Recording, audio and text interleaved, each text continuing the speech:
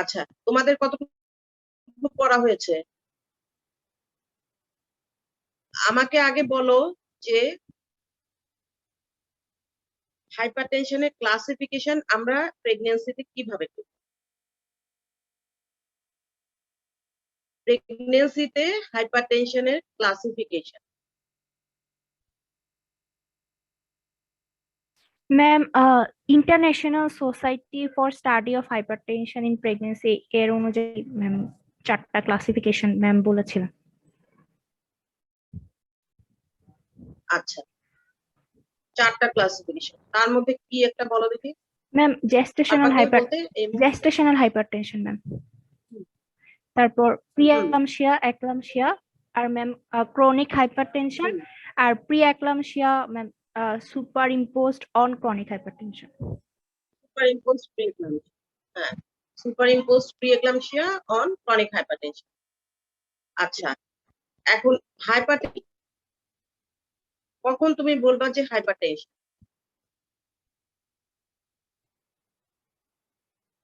BP কত হলে বলবা, প্রেশার কত থাকতে হাইপারটেনশন বলবো আমরা? Madam 140/90 millimetre mercury. 140/90 millimetre mercury or more, তাই তো? জি ma'am. 140/90 millimetre mercury or more যদি প্রেশার থাকে, এটা 2 টাইমস পেতে হবে 4 আওয়ার্স ইন্টারভ্যালে, তাই না?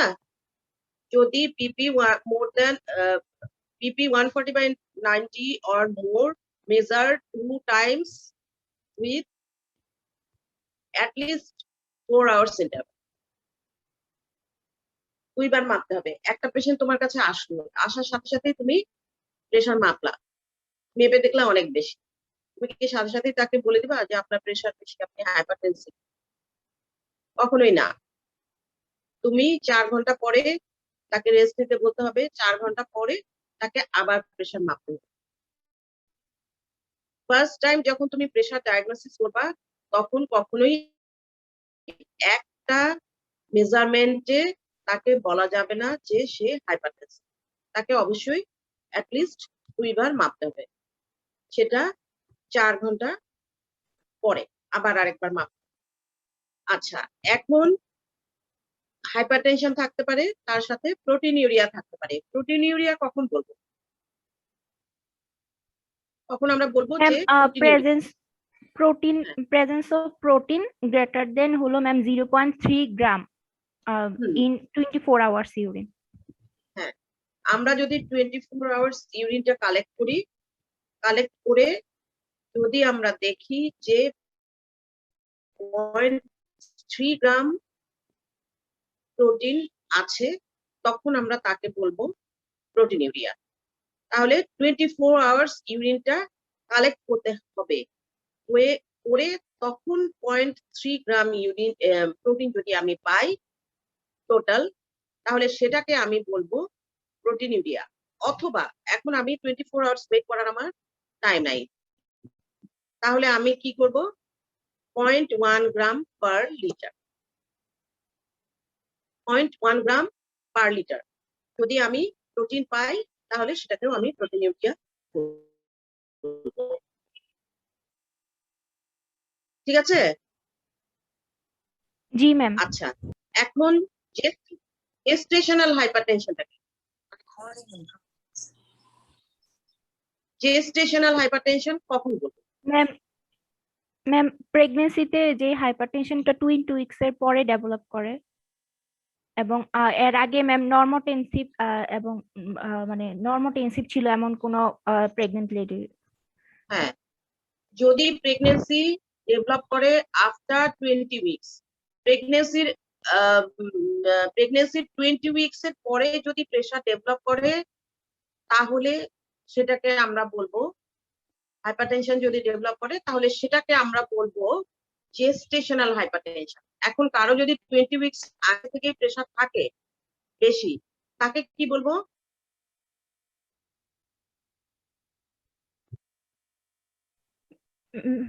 Ma'am chronic hypertension. সেটা হচ্ছে ক্রনিক হাইপারটেনশন। সেটা হচ্ছে ক্রনিক হাইপারটেনশন। তার মানে ধরে নিতে হবে যে তার হয়তো আগে থেকেই প্রেসার ছিল, হয়তো ডায়াগনোসিস হয় নাই, অথবা আগে থেকে ডায়াগনোসড। এই ধরনের কোনো যদি পেশেন্ট আমরা পাই যে 20 উইকস এর আগেই তার প্রেসার বেশি, তখন সেটাকে আমরা ক্রনিক হাইপারটেনশন হিসেবে ধরবো। আচ্ছা, তারপরে প্রি এক্লাম্পসিয়া কখন বলবো? আরেকজন কেউ বলো, প্রি এক্লাম্পসিয়া কখন বলবো?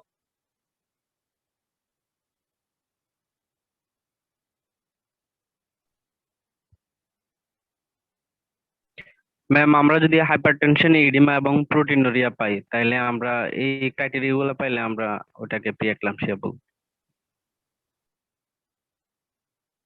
হাইপারটেনশন উইথ ইডিমার কথা কি ইডিমা আছে? And proteinuria. Hypertension with proteinuria, ইডিমাটা তো প্লাস মাইনাস, ইডিমা থাকতেও পারে নাও থাকতে পারে। অনেক সময় ইডিমা আছে কিন্তু হাইপারটেনশন, প্রোটিনিউরিয়া এগুলো নাই। হ্যাঁ, তখন আমরা কিন্তু শুধু ইডিমাটাকে কিন্তু এখন এই ক্রাইটেরিয়ার মধ্যে রাখা হয় না। এখন হাইপারটেনশন আর প্রোটিনিউরিয়া এই দুটোকেই প্রি এক্লাম্পসিয়ার ক্রাইটেরিয়ার মধ্যে রাখা হয়েছে। তাহলে development of hypertension with proteinuria is called pre eclampsia. আর এক্লাম্পসিয়া কখন বলবো? আরেকজন বলো।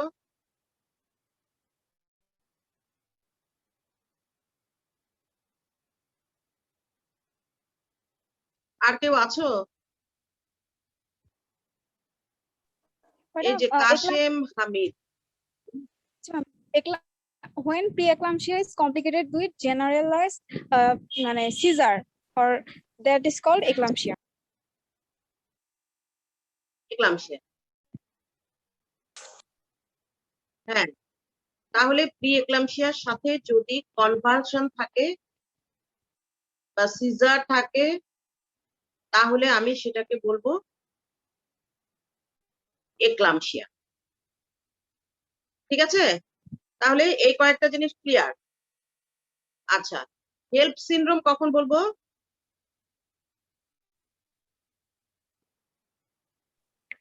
ম্যাম, যদি হেল্প সিনড্রোম কি জানা আছে? এলিভেটেড লিভার এনজাইম এবং লো প্লেটলেট কাউন্ট থাকে তখন দেখতে হবে। এটা কখন ডেভেলপ করে? এই হেল্প সিনড্রোমটা কখন ডেভেলপ করে? হেল্প, HELLP, লিভারে গ্লিসন ক্যাপসুলে যদি সিভিয়ার প্রিএক্লাম্পসিয়া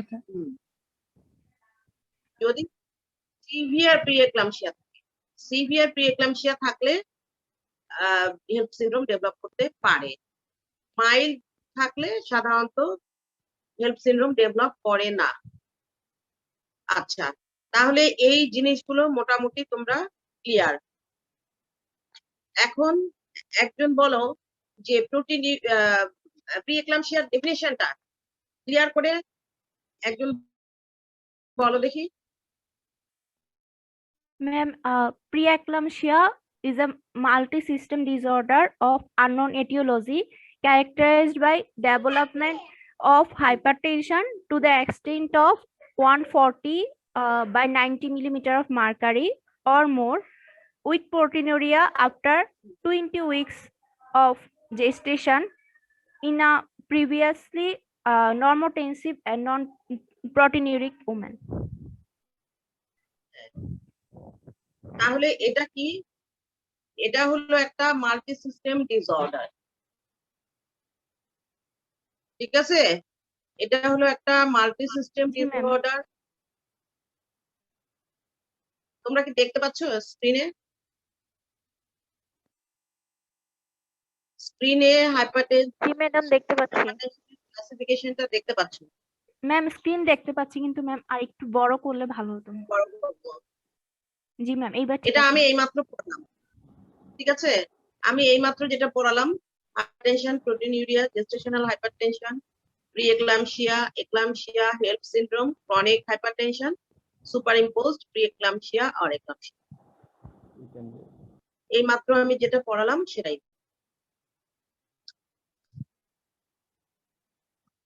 আচ্ছা, এখন আসো ক্লাসিফিকেশনটা। তাহলে সুইটি যেহেতু তোমাদেরকে পড়িয়েছে, তোমাদের আমার ধারণা যে তোমাদের কাছে সবার কাছে সুন্দর নোট আছে, তাই না? জি ম্যাডাম। এক মিনিট। হ্যালো, আদাব। Development of hypertension, development of proteinuria এবং develop after 20 weeks of pregnancy, তাই তো? এই 4টা পয়েন্ট অবশ্যই এই ডেফিনিশনের মধ্যে থাকতে হবে।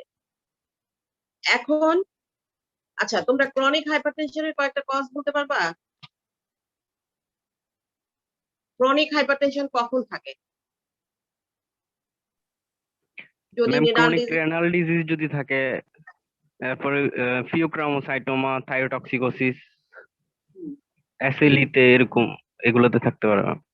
এগুলোতে থাকতে পারে, বা এসেনশিয়াল হাইপারটেনশন থাকতে পারে, বা কোয়ার্কটেশন অফ এওর্টা, অথবা কোনো এন্ডোক্রাইন ডিসঅর্ডার যদি থাকে, যেমন ডায়াবেটিস, ফিওক্রোমোসাইটোমা, এই সমস্ত ক্ষেত্রেও থাকতে পারে, তাই না?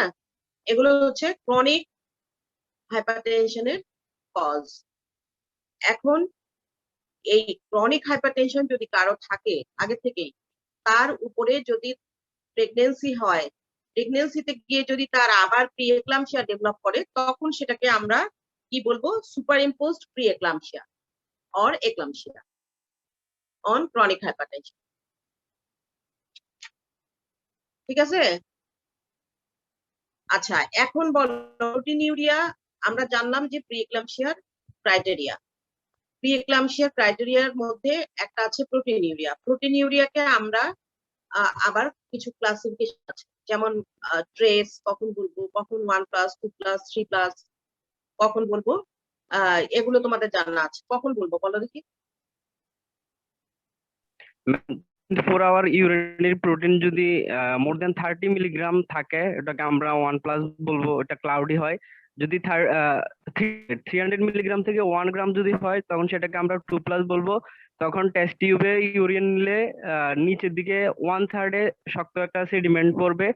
আর যদি 1 গ্রাম থেকে 3 গ্রাম হয়, সেটাকে আমরা 3+ বলবো। এক্ষেত্রে টেস্ট টিউবে 2/3 অংশে সেডিমেন্ট পড়বে। আর যখন 4 গ্রাম থেকে 10 গ্রাম হবে, তখন আমরা ওটাকে 4+ বলবো। তখন হচ্ছে টেস্ট টিউবে পুরোটা অংশই হচ্ছে সেডিমেন্ট থাকবে। আচ্ছা, ঠিক আছে। এটা কখন এটা আমরা কি ধরনের টেস্ট করে পাবো? Ma'am heat coagulation test heat করে পাবো। কোয়াগুলেশন। এটা আমরা পাবো হিট কোয়াগুলেশন টেস্ট। আর আমরা যদি প্রোটিনটা মেজার করি ল্যাবে, সেখানেও পাবো। আবার আমরা যদি স্ট্রিপ দিয়ে করি, কিছু স্ট্রিপ পাওয়া যায়, স্ট্রিপটা জাস্ট আমি ইউরিনে মানে ইনসার্ট করলেই ওখানে রেজাল্টটা চলে আসে, 1+ বা 2+ বা 3+ এরকম। এখন স্ট্রিপটা আমরা তো হিট কোয়াগুলেশন টেস্ট করি, কিন্তু স্ট্রিপটা হচ্ছে আইডিয়াল। স্ট্রিপটাতে কখন 1+, 2+ বলবো আমরা? ট্রেস বলবো কখন? যদি 0.1 গ্রাম পার লিটারে থাকে, পার লিটার ইউরিনে যদি 0.1 গ্রাম থাকে, সেটা হচ্ছে, এটা ওই হিট কোয়াগুলেশন টেস্টের সাথে মিল আছে,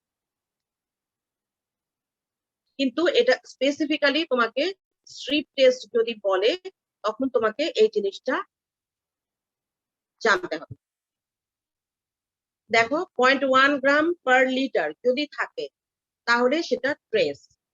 0.3 গ্রাম পার লিটার যদি থাকে, তাহলে সেটা 1+। আর 2+ হলো 2+ হলো 1 গ্রাম পার লিটার। 3+ হলো 3 গ্রাম পার লিটার। 4+ হলো 10 গ্রাম পার লিটার। এটা হলো স্ট্রিপ টেস্ট। তাহলে আমরা হিট কোয়াগুলেশন টেস্ট করতে পারি, অথবা স্ট্রিপ দিয়ে টেস্ট করতে পারি। ক্লিয়ার? Yes ma'am. এখন আমরা ওয়ার্ডে যেটা করি, আমাদের গাইনি ওয়ার্ডে যেটা করি, হিট কোয়াগুলেশন টেস্ট করি, কারণ আমাদের কাছে স্ট্রিপ সাপ্লাই নাই, স্ট্রিপ কিনতে দিতে হয় পেশেন্টকে। যদি পেশেন্ট স্ট্রিপ কিনে নিয়ে আসতে পারে তাহলে আমরা স্ট্রিপ দিয়ে করি, আর যদি স্ট্রিপ না কিনতে পারে তাহলে আমরা হিট কোয়াগুলেশন টেস্ট করি। টেস্ট টিউবে ইউরিন নিয়ে হিট দিতে বলি, হিট দিলে যে তোমরা যেটা বলছো থার্ড টু থার্ড যদি আসে তাহলে ওইভাবে আমরা টেস্ট করতে পারি। এই 2 ধরনের টেস্ট। আচ্ছা, এখন এই প্রি এক্লাম্পসিয়ার কাদের কাদের হয়, রিস্ক ফ্যাক্টর কি কি এটা বলো দেখি একটু।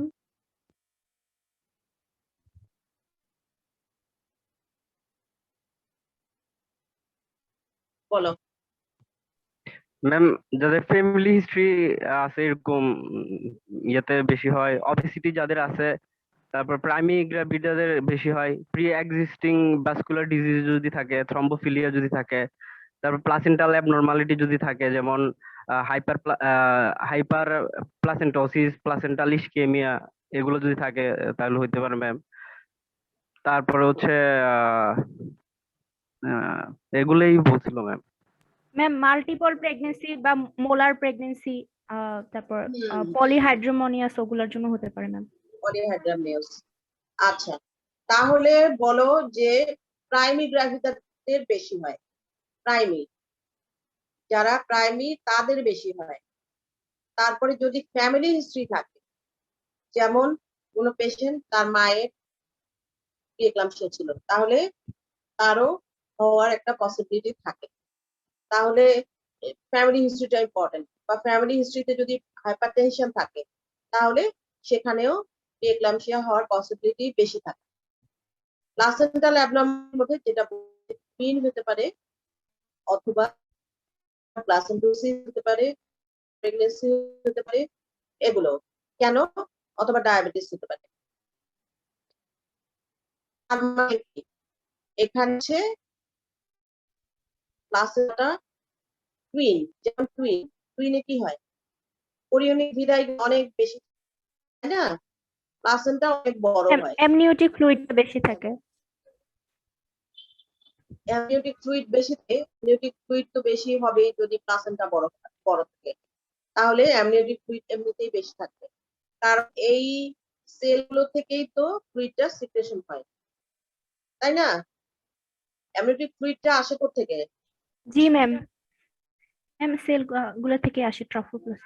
হ্যাঁ, এই যে ট্রফোপ্লাস্টিক সেল, সেগুলো থেকেই তো সিক্রেশন হয়ে অ্যামনিওটিক ফ্লুইডটা হয়। আবার ফিটাল অ্যামনিওটিক ইউরিন, ফ্লুইডটা আসে। হ্যাঁ ফিটাল ইউরিন থেকেও আসে, তাই না।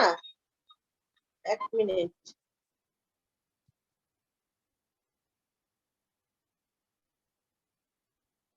হ্যালো,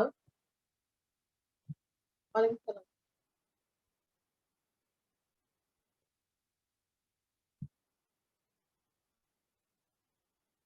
আচ্ছা,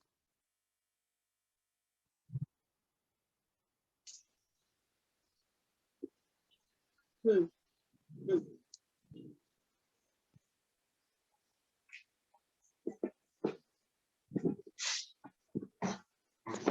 আচ্ছা, তুমি রাখো, আমি আমি ক্লাস নিচ্ছি, তো ক্লাস নিচ্ছি, হ্যাঁ। Yes. তাহলে টুইনে কি হয়, টুইনে হয় দুটো প্লাসেন্টা থাকে, অথবা একটা প্লাসেন্টাই অনেক বড় থাকে। সেজন্য এখানে তার মানে কি, কোরিয়নিক ভিলাইটা অনেক বেশি থাকে। প্লাসেন্টা কি দিয়ে ফর্ম, কোরিয়নিক ভিলাই, তাই না। ট্রফোব্লাস্ট আর সাইটোট্রফোব্লাস্ট, এটা তো কোরিয়নিক ভিলাইরই পার্ট। ট্রফোব্লাস্ট আর সাইটোট্রফোব্লাস্ট, যত বেশি কোরিয়নিক ভিলাই থাকবে, এটাই হচ্ছে তার মানে হচ্ছে যে হাইপার প্লাসেন্টোসিস, মানে প্লাসেন্টাটা অনেক বড়। প্লাসেন্টা যত বড় থাকবে, তোমার প্লাসেন্টা থেকে যে প্রেসার সাবস্টেন্স গুলো রিলিজ হয়, যে হরমোন গুলো রিলিজ হয়, সবই বেশি বেশি হবে। সেই কারণেই মোলার প্রেগনেন্সি বলো, টুইন বলো, বা ডায়াবেটিস বলো, এগুলো সবগুলোতেই তোমার প্রেশার বেশি হওয়ার একটা পসিবিলিটি থাকে, যেহেতু প্লাসেন্টাটা এখানে বড়, ওরিয়নিক ভিলাই বেশি এখানে, সেই জন্যই এটাকে বলা হয় প্লাসেন্টাসিস। আচ্ছা, তারপরে ওবেসদের বেশি হয়, ওবেসদের বেশি হয় বিএমআই যার মোর দেন 35 কেজি পার স্কোয়ার মিটার, তাদের বেশি হয়। আর কি, প্রি এক্সিস্টিং যদি কোনো ভাস্কুলার ডিজিজ থাকে তাদের বেশি হয়। এছাড়া কি হয়, নিউ প্যাটার্নিটিতে বেশি হয়। নিউ প্যাটার্নিটি মানে কি,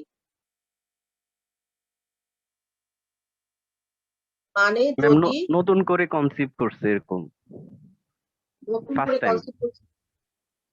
কনসিভ করছে না,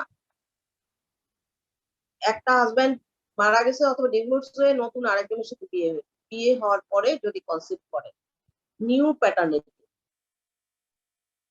ঠিক আছে, জি ম্যাম। হয়তো এক হাজবেন্ড যখন ছিল তখন এক্লাম্পসিয়া ডেভেলপ করে নাই, প্রি এক্লাম্পসিয়া ডেভেলপ করে নাই।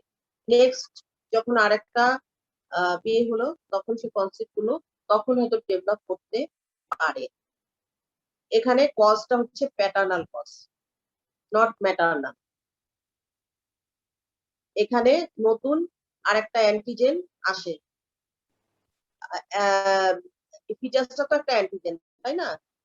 ফিটাস অ্যান্টিজেন এবং এখানে প্যাটার্নাল অ্যান্টিজেনও থাকে, প্যাটার্নাল প্লাস প্যাটার্নাল দুই অ্যান্টিজেনই থাকে। সেজন্য এই প্রথম প্যাটার্নিটি হয়তো তার কাছে নোন হয়ে গেছে, তখন তার কোনো এক্লাম্পসিয়া ডেভেলপ করে, তখন একজন প্যাটার্নিটি আসে, তখন সেখানে সেই অ্যান্টিজেনটা তার হয়তো রিয়াকশন করতে পারে এবং সেই ক্ষেত্রে ডেভেলপ করতে পারে প্রি এক্লাম্পসিয়া, তাহলে নিউ প্যাটার্নিটি। অথবা যদি আর্টিফিশিয়াল রিপ্রোডাক্টিভ টেকনিক, এআরটি তো তোমরা পড়েছো, ইনফার্টিলিটি পড়ানো হয়েছে তাই না? ইনফার্টিলিটি কি পড়ানো হয়েছে? জি ম্যাম, পড়ানো হয়েছে। হ্যাঁ, তাহলে এআরটি কি?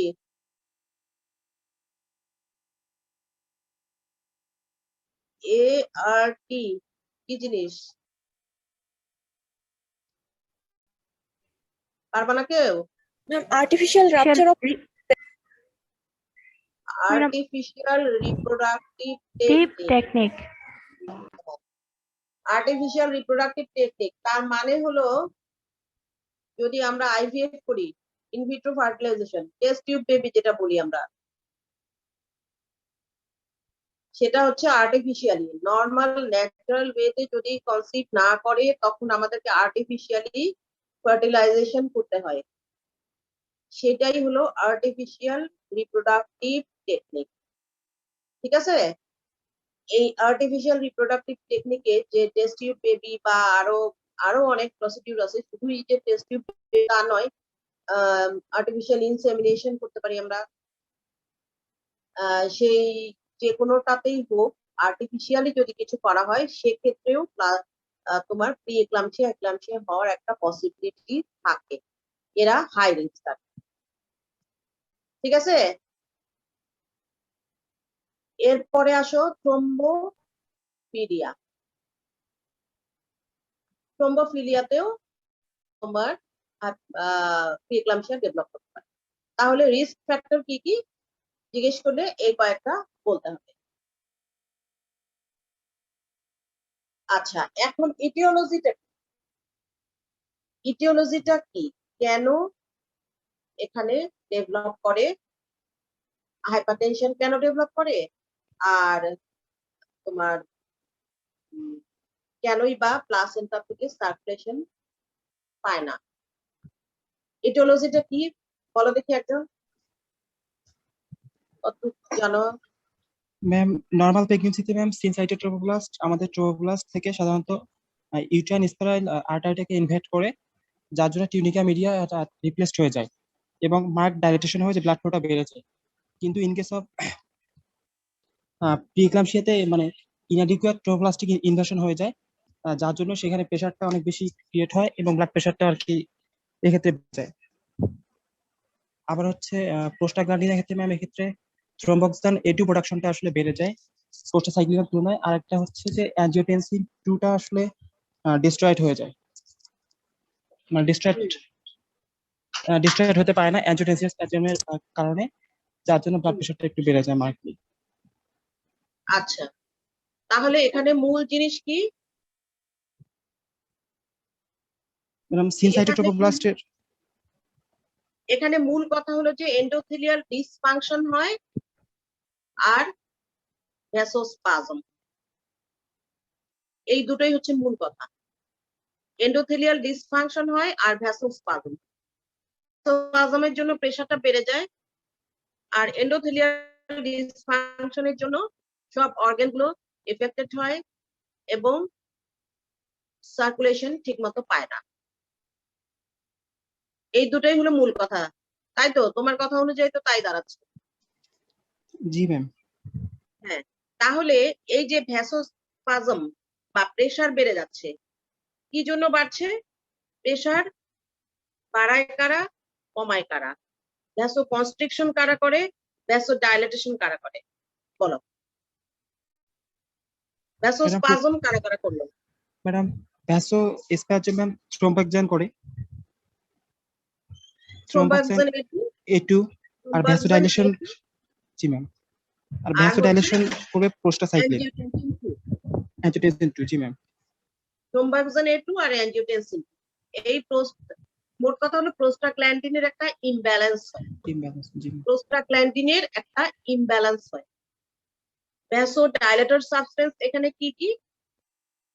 ভ্যাসোডাইলেটর কি কি? Prostacyclin, nitric oxide. Prostaglandin I2 আর নাইট্রিক অক্সাইড, প্রোস্টাসাইক্লিন আর নাইট্রিক অক্সাইড, তাই তো? এটা হচ্ছে ভ্যাসোডাইলেটর। আর ভ্যাসো কনস্ট্রিক্টর হলো থ্রম্বোক্সান A2 আর হলো অ্যাঞ্জিওটেনসিন 2। এই দুটোর মধ্যে যদি ইমব্যালেন্স হয় তাহলেই প্রেসারটা রাইজ করে ভ্যাসোস। যদি আপার হ্যান্ড হয় ভ্যাসো কনস্ট্রিক্টর গুলো, তখন ভ্যাসোস্পাজমটা বেশি হবে এবং ভ্যাসোস্পাজম বেশি হবে এবং কি হবে? প্রেসার বেশি হবে, নাকি? জি ম্যাম। হ্যাঁ, তাহলে আরেকজন বলো, আরেকজন বলো এখানে মেকানিজমটা কি হয়? আর কে আছো? তুমি ছাড়া আর কে আছো? তুমি কে? তুমি ম্যাম কি এতক্ষণ 54 তৌফিক রিজভী। তৌফিক, আচ্ছা। আর আরেকজন কে বলছিলা, বলো। ম্যাম এই ক্ষেত্রে হচ্ছে প্রোস্টাসাইক্লিন আর হচ্ছে থ্রম্বোক্সিন A2 এর মধ্যে ইমব্যালেন্স হয়। প্রোস্টাসাইক্লিনটা আমরা জানি ভ্যাসো ডাইলেট করে, আর থ্রম্বোক্সিন A2টা ভ্যাসো কনস্ট্রিকশন করে। তো থ্রম্বোক্সিন A2 লেভেলটা বেড়ে যায়, এজন্য হচ্ছে ভ্যাসো কনস্ট্রিকশন হয়ে ব্লাড প্রেশার রাইজ করে। আবার হচ্ছে ম্যাম নর্মাল প্রেগনেন্সিতে প্লাসেন্টা থেকে যে অ্যাঞ্জিওটেনসিনেজ আসে ওটা আসতে পারে না, এই জন্য হচ্ছে অ্যাঞ্জিওটেনসিন 2 এর লেভেলটা বেড়ে যায়। আমরা জানি অ্যাঞ্জিওটেনসিন 2 এটাও হচ্ছে ব্লাড প্রেশার বাড়ায়, এজন্য ব্লাড প্রেশারটা বেড়ে যায়। আবার ম্যাম হচ্ছে নাইট্রিক অক্সাইড যেটা, সেটা ভ্যাসোডাইলেট করে, এই ক্ষেত্রেও ইমব্যালেন্স হয়, এজন্য ব্লাড প্রেশার বাড়ে। ম্যাম আলটিমেটলি হচ্ছে প্রোস্টাসাইক্লিন আর হচ্ছে নাইট্রিক অক্সাইড আর হচ্ছে ওইদিকে থ্রম্বোক্সিন A2 আর অ্যাঞ্জিওটেনসিন 2 এর মধ্যে ইমব্যালেন্স হয়, এই জন্য ব্লাড প্রেশার বাড়ে। এই জন্যই ব্লাড প্রেশারটা বাড়ে। আচ্ছা, আর এখানে কি হয়? এই যে এখানে তোমরা দেখো, এখানে এন্ডোমেট্রিয়াম আর মায়োমেট্রিয়াম। প্লাসেন্টা কি হয়? এই যে কুরিওনিক ভিলাই গুলো তোমার এন্ডোমেট্রিয়ামে ইনভেড করে, তাই না? এন্ডোমেট্রিয়ামে ইনভেড করে। এন্ডোমেট্রিয়ামটাকে, প্রেগনেন্ট এন্ডোমেট্রিয়ামকে কি বলে? প্রেগনেন্ট এন্ডোমেট্রিয়ামের নাম কি? ডেসিডুয়া। প্রেগনেন্ট এন্ডোমেট্রিয়ামকে বলে ডেসিডুয়া। তাহলে এই ডেসিডুয়াতে কোরিওনিক ভিলাই কি হয়? ইনভেড করে। ইনভেড করে তো প্লাসেন্টাটা ফর্ম করে। প্লাসেন্টাটা এই এন্ডোমেট্রিয়ামের মধ্যেই থাকে, তার মানে ডেসিডুয়ার মধ্যেই থাকে। রেসিডুয়ার মধ্যেই থাকে এবং এইখানেই আর্টারি গুলো, যে কোরিওনিক ভিলাইয়ের মধ্যে যে আর্টারি গুলো থাকে, সেই আর্টারি গুলো তোমার কোরিওনিক এন্ডোমেট্রিয়ামের মধ্যে ইনভেড করে। মায়ের তোমাদের প্লাসেন্টা কি পড়ানো হয়েছে? না ম্যাম। ও, প্লাসেন্টা পড়ানো না হলে এই জিনিসটা বুঝতে একটু প্রবলেম হবে। আচ্ছা, যখন প্লাসেন্টা ফর্ম হয় তখন এই যে ট্রফোপ্লাস্ট, সাইটোট্রফোপ্লাস্ট, এটা মিলে একটা কোরিওনিক ভিলাই। কোরিওনিক ভিলাইটা আস্তে আস্তে বড় হয়, ফার্স্ট ট্রাইমেস্টার, সেকেন্ড ট্রাইমেস্টার গিয়ে এটা কমপ্লিট হয়। তোমার 20 উইকস পর্যন্ত প্লাসেন্টা ডেভেলপ করে, 20 উইকস পর্যন্ত প্লাসেন্টা ডেভেলপ করে। তাহলে এই ফার্স্ট ট্রাইমেস্টারে এই যে কোরিওনিক ভিলাই গুলো তোমার এন্ডোমেট্রিয়ামে থাকে। কোরিওনিক ভিলাইর ব্লাড ভেসেল গুলো এন্ডোমেট্রিয়ামে থাকে। তারপরে সেকেন্ড ট্রাইমেস্টারে মায়োমেট্রিয়ামে ইনভেট করে। ব্লাড ভেসেল গুলো মায়োমেট্রিয়ামে ইনভেট করে। এই সময় কি হয় যে দেখো, এই যে এটা ব্লাড ভেসেল ইউটেরাসের ব্লাড সাপ্লাই কি? Uterine artery. হ্যাঁ, কোন আর্টারি ব্লাড সাপ্লাই দেয়? Uterine artery. আর ইউটেরাইন আর্টারির ডিভিশন কি হয়? Uterine artery ultimately radial artery, basal artery এবং স্পাইরাল আর্টারি। আলটিমেটলি স্পাইরাল আর্টারিটাই একদম ভিতরে গিয়ে সাপ্লাই দেয়। কোরিওনিক ভিলাইয়ের ভিতরে গিয়ে স্পাইরাল আর্টারিটা সাপ্লাই দেয়। এই আর্টারিটা কি হয়, স্পাইরাল আর্টারিটা সাধারণত মোটা হয়ে যায়। দেখো, ফানেল শেপ হয়ে গেছে স্পাইরাল আর্টারিটা। কিন্তু যদি প্রিএক্লাম্পসিয়া ডেভেলপ করে তাহলে ফানেলিং হয় না, ফানেলিংটা ঠিক মতো হয় না। এই যে দেখো, এর আগের ছবিতে দেখলা যে ফানেলিংটা অনেক বেশি ছিল, এখানে ফানেলিংটা অনেক কম। তার মানে ফানেলিংটা কম মানে হচ্ছে সার্কুলেশনটা কম। ফানেলিং কম মানে সার্কুলেশনটা কম। তার মানে স্পাইরাল আর্টারিটা যতখানি ডাইলেট হওয়ার কথা ততখানি ডাইলেট হতে পারে না, কারণ এখানে ইনভেশনটা, এই ট্রফোপ্লাস্ট, সাইটোট্রফোপ্লাস্টের ইনভেশনটা ঠিক হয় না।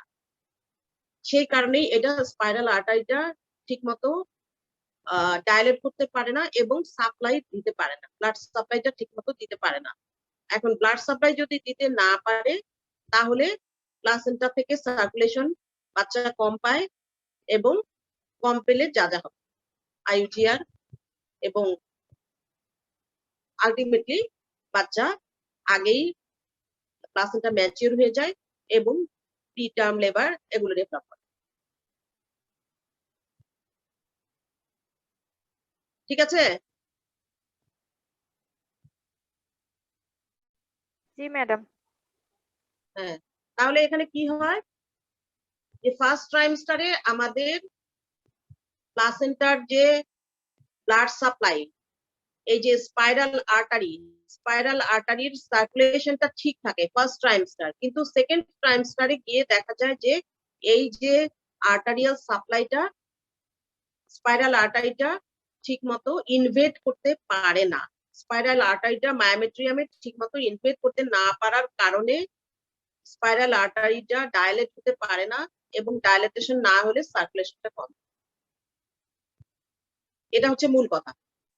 তোমরা যখন প্লাসেন্টাটা পড়বা তখন প্লাসেন্টা পড়লে এই জিনিসটা আরো ক্লিয়ার হবে। যেহেতু প্লাসেন্টা পড়ানো হয়নি কাজে তোমরা এটা বুঝতে পারছো না ঠিক মতো। তাহলে যাই হোক, এইটাই হচ্ছে মূল কথা, যে এন্ডোথেলিয়াল ডিসফাংশন হয়, এটাই হচ্ছে এন্ডোথেলিয়াল ডিসফাংশন।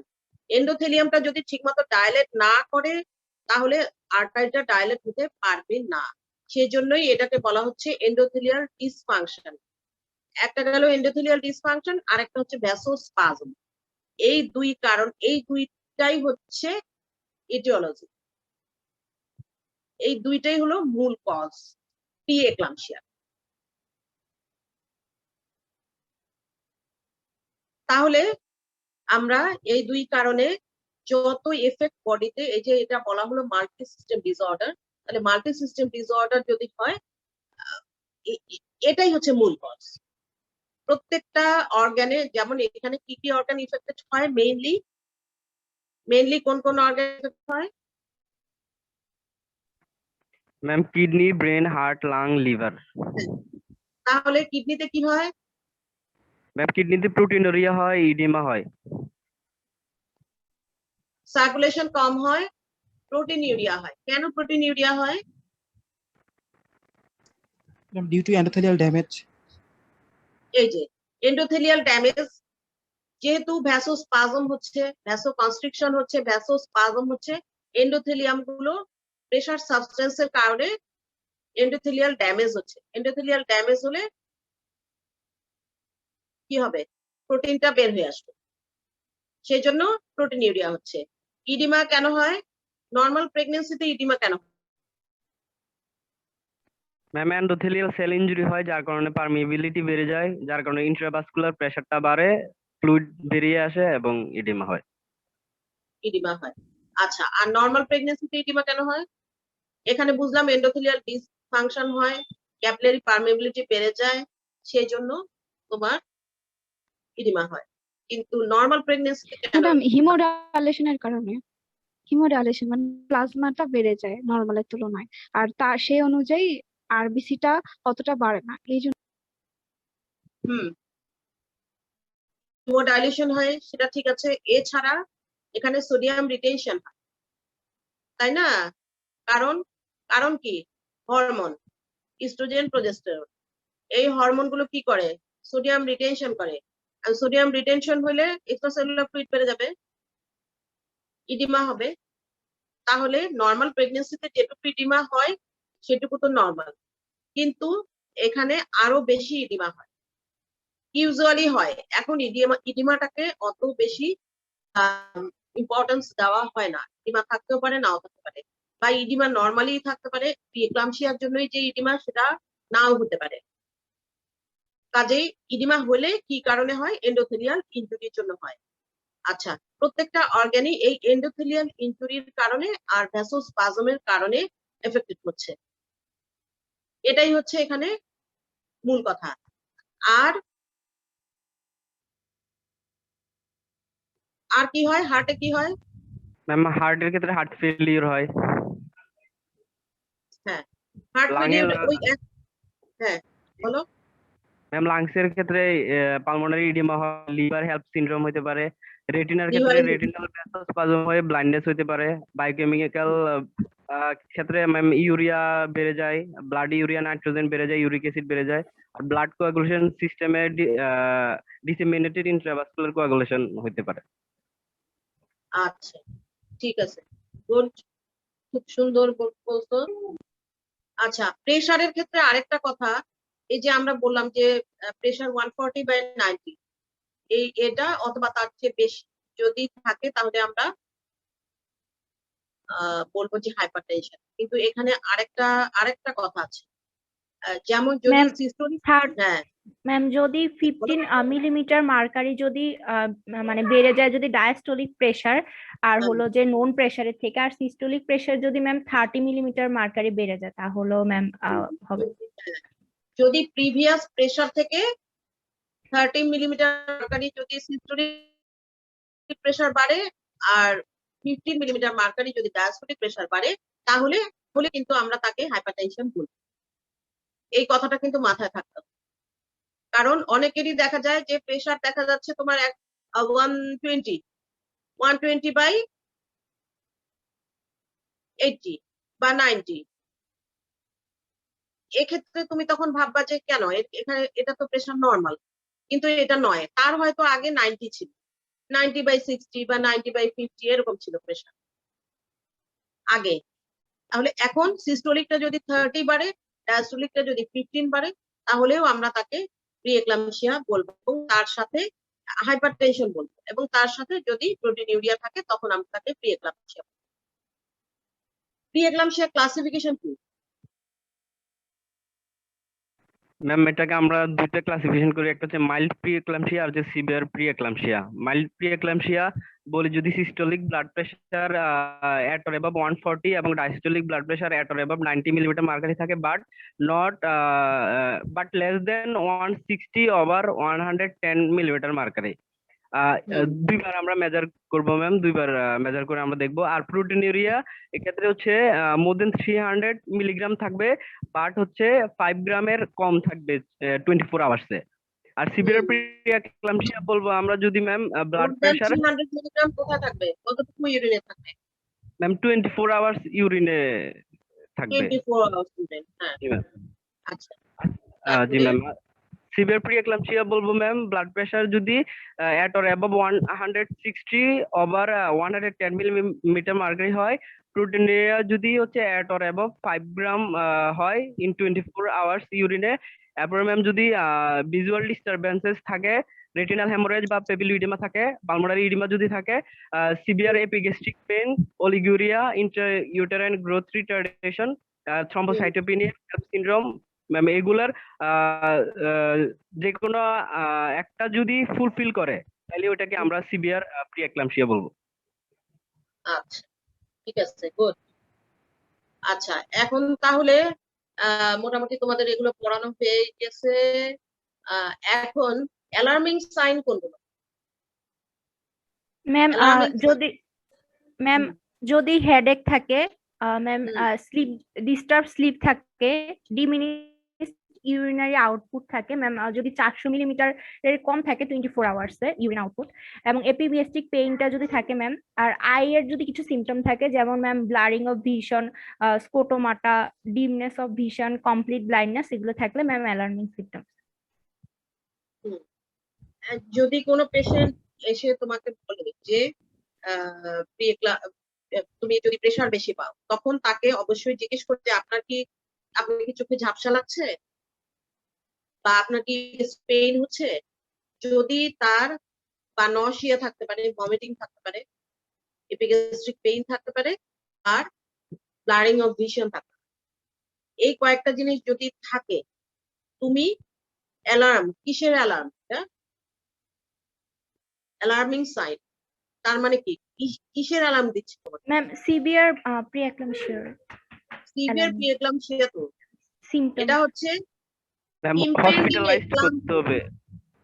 এটা হলো ইম্পেন্ডিং এক্লাম্পসিয়া, মানে এখনই তোমার এক্লাম্পসিয়া হয়ে যাবে, কনভালশন হয়ে যাবে, কিছুক্ষণের মধ্যেই তোমার কনভালশন হয়ে যাবে যদি তুমি একে এখনই ম্যানেজমেন্ট না করো। তোমার কোনো পেশেন্টের প্রেশার অনেক বেশি, প্রোটিনিউরিয়া আছে, তোমার কাছে আসো, কিন্তু তার ব্লারিং অফ ভিশন নাই বা এপিগ্যাস্ট্রিক পেইন নাই, সেটা কিন্তু ইম্পেন্ডিং এক্লাম্পসিয়া নয়। তাহলে এই সিভিয়ার প্রি-এক্লাম্পসিয়াটাই ইম্পেন্ডিং এক্লাম্পসিয়া। এটাকে আমরা ইম্পেন্ডিং এক্লাম্পসিয়া বলতে পারি যদি এই অ্যালার্মিং সাইন গুলো থাকে। তখন তোমাকে অ্যালার্ট হয়ে যেতে হবে যে এর কিছুক্ষণের মধ্যেই কনভালশন ডেভেলপ করবে, একে আমাকে এখনই ঠেকাতে হবে, এখনই আমাকে ম্যানেজমেন্ট দিতে হবে। ঠিক আছে, কি ম্যানেজমেন্ট দিবা তাকে?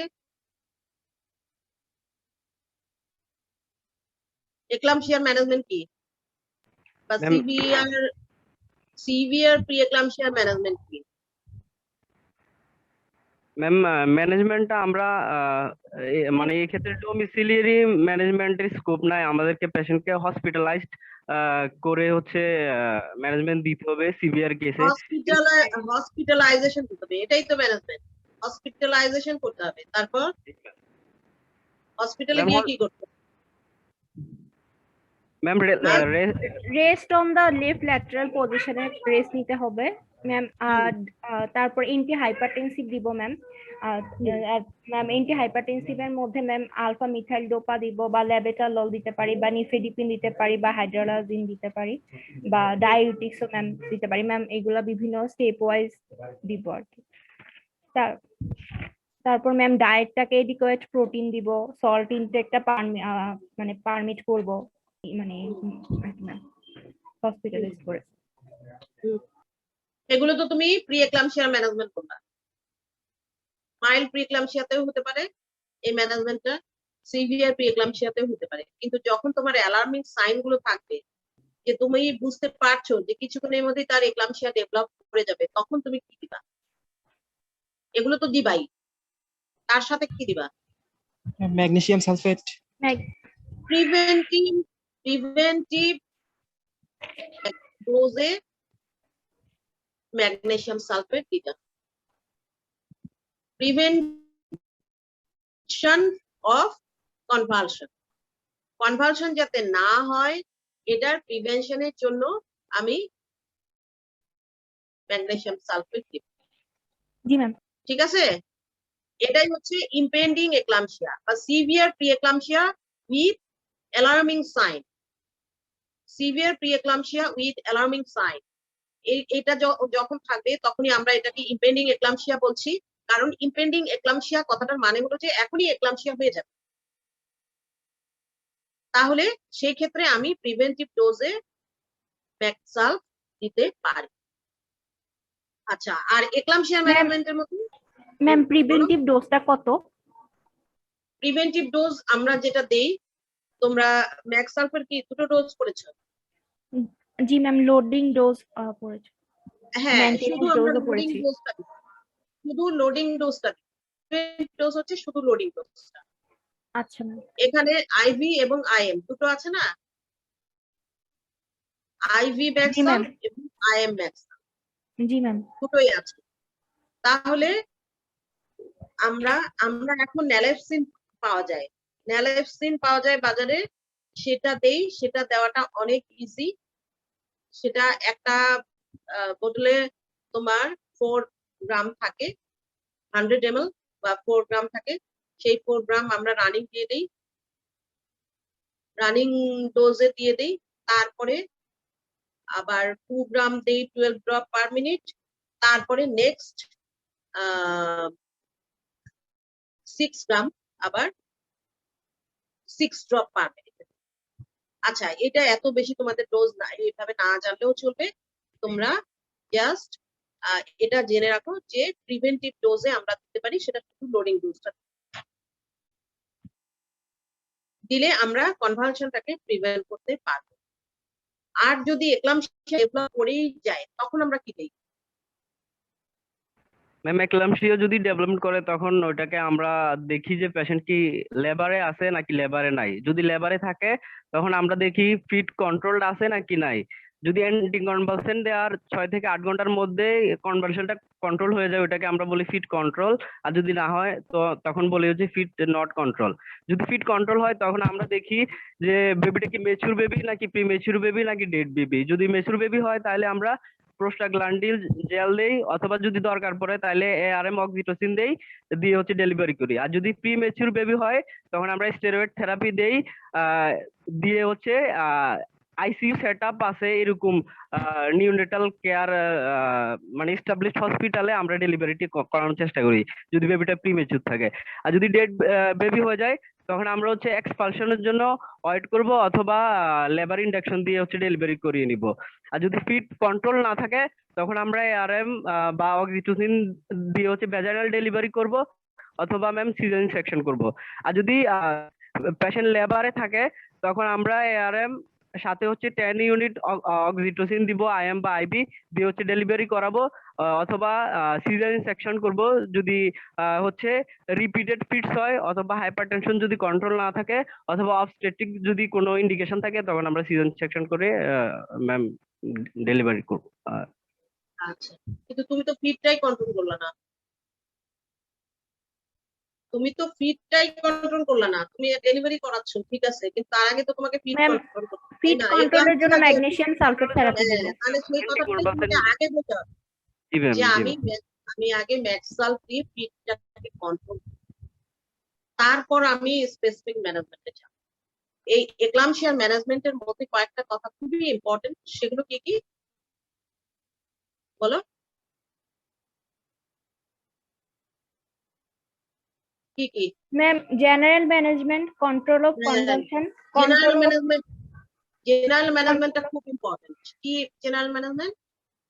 ম্যাম মেনটেন করব একলাম্পটিক পজিশনটাকে মেনটেন করব, মানে হলো একাম্পিক পজিশনটাকে মেনটেন করতে হবে, সেটা হচ্ছে ল্যাটারাল ল্যাটারাল পজিশন। পজিশনে রাখবো ম্যাম। সব ট্রিটমেন্ট দিচ্ছ কিন্তু চিত করে সুপাইন পজিশনে শুয়ে রেসপিরেটরি অ্যারেস্ট হয়ে ওখানেই ডেথ হয়ে যায়। তাহলে কারণ সে তো নিজে নিজে গিলতে পারবে না, তার তো রেসপিরেটরি ট্র্যাক্টে চলে যাবে সিচুয়েশন, কারণ সে তো আনকনশিয়াস অথবা তার কনভার্সন হচ্ছে। তাহলে তার এক্লাম্পিক পজিশনটা খুবই ইম্পর্টেন্ট, সেই জন্য এখানে জেনারেল ম্যানেজমেন্টটা খুব ইম্পর্টেন্ট। তোমাকে জেনারেল ম্যানেজমেন্টটা বলতে হবে প্রথমেই, যে এখানে আমাকে পেশেন্টকে রাখতে হবে, সিচুয়েশন গুলোকে তোমাকে সাক করতে হবে, তারপরে অক্সিজেন দরকার হবে, অক্সিজেন ইনহেলেশন, তারপরে তোমার ওই এবিসি ম্যানেজমেন্টটা বলতে হবে, ঠিক আছে? তারপরে তুমি কন্ট্রোল অফ ফিটের জন্য তুমি ম্যাক্সাল্ফ দিবা, তখন তোমাকে ম্যাক্সাল্ফের ডোজটা এখানে জিজ্ঞেস করা হবে, যে আমরা ইন্ট্রামাসকুলার এবং ভাস্কুলার দুইটা দেওয়া হয়, কি কি ডোজ, কোনটাতে কিরকম ডোজ সেটা দেওয়া হয়, এবং তোমার ম্যাক্সাল্ফের মেকানিজমটা জিজ্ঞেস করা হয়, আর সাইড এফেক্ট কি কি কি হতে পারে, অ্যান্টিডট কি, ম্যাক্সাল্ফের অ্যান্টিডট কি, যদি ওভারডোজ হয়ে যায় ম্যাক্সাল্ফ ম্যাম তখন কি দেওয়া ক্যালসিয়াম হয়? Gluconate ma'am, calcium Calcium gluconate. তাহলে এই জিনিসগুলো মোটামুটি তোমাকে জানতে হবে। ঠিক আছে, আমার মনে হয় অনেক দেরি হয়ে গেছে, তোমাদের নেক্সট ক্লাস আছে নাকি? ক্লাস আছে না তোমাদের?